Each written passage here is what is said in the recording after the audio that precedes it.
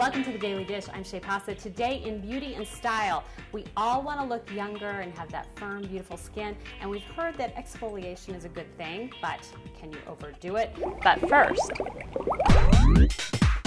today's Daily Dish is brought to you by Reebok Easy Tone Shoes. With balanced pods that work your leg and glute muscles with every step, Easy Tone lets you take the gym with you.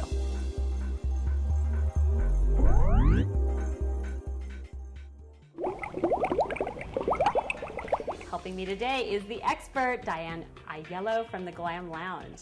Welcome. Good morning. Good morning. Okay, so let's talk about exfoliation. It's good for us, right? It is. It's a great treatment to get smoother skin, less fine lines and wrinkles, help get rid of pigmentation, helps get rid of acne. So it's a great thing to do. But you just have to. There's always a big but. You just have to be careful that you're not overdoing it. The more popular these treatments have become, the more we're seeing very overzealous, very enthusiastic clients who are overdoing it a bit. What does that look like when it's overdone? When it's overdone, you're going to see more dryness and patchiness on the surface of the skin. Usually you're going to see redness on the skin.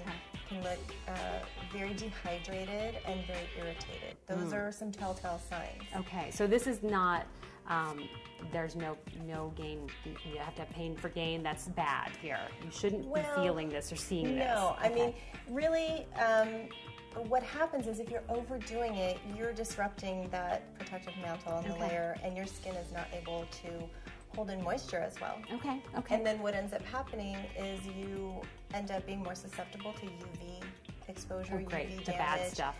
And it's actually, in the long run, going to cause premature aging if you overdo perfect. it. Okay. All right, we don't need that. Yes, it can have the opposite effect. It can do more harm than good unless you're doing it correctly. Okay, so how do we do it correctly? How do we buy products? Because there's so much to choose from. It's confusing. It's a little overwhelming. Yes.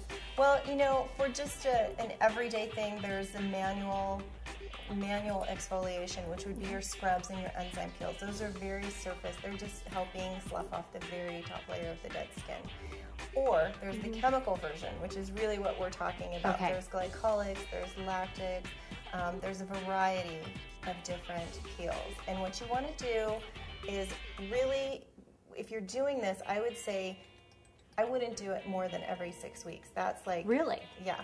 I mean, if you're doing any of those kinds of, you know, more of the surface peels. If you're doing those, not more than every 6 weeks, really, you really need to be under the care of a good skincare therapist who really knows your skin and is going to be cautious with you. Okay. And then the major peels that are peeling off your skin in sheets once a year. Once a year. Don't be doing them. You don't really want, unless you have a skin problem and you're really working with somebody on this. But I would say in conjunction, you want to do very calming cleansers. Okay. You know, if you have any of those signs, you want to do very calming cleansers. You want to be doing, allantoin is a great ingredient that we have in this particular product. Sonia Dakar Recovery, the allantoin is very healing because what you're actually doing is you're creating a burn on the skin when you use chemical peels, and your skin is fighting to heal itself, and that's why, you know, that top layer is gone. It's almost like if it was the corporate world, when you're looking at your skin, you'd be taking the young person in the mailroom and moving them right up to the boardroom right away because you're getting all those dead layers off. Yeah, and if they look young, I'm happy to put them there. Right. So, you know, you want to make sure you're using ingredients that are going to help heal that burn. Bergamot, and there's a lot of calming ingredients. You know, check your labels. Work with a skincare therapist. Don't try to tackle it always on your own. Okay. You know, we have DDF has these great little home kits, and we love them. Okay. You have to be cautious with them. And anybody that we would let walk out the door with this, we want to see them on a regular basis so that we can check what they're doing. Okay.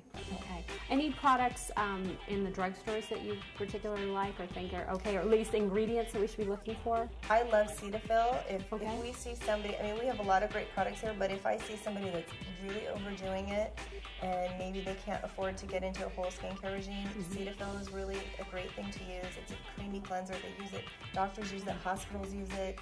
It's going to help calm down the skin. You just want to do the least amount of aggravating the skin possible. Okay, perfect. Thank you so much. Good information. You can find more at glamlounge.net and, of course, right here on sheknows.com. I'm Shay Pausa. Join me again next time. See you later. Thanks for watching She Knows TV. Look for more of the Daily Dish at sheknows.com.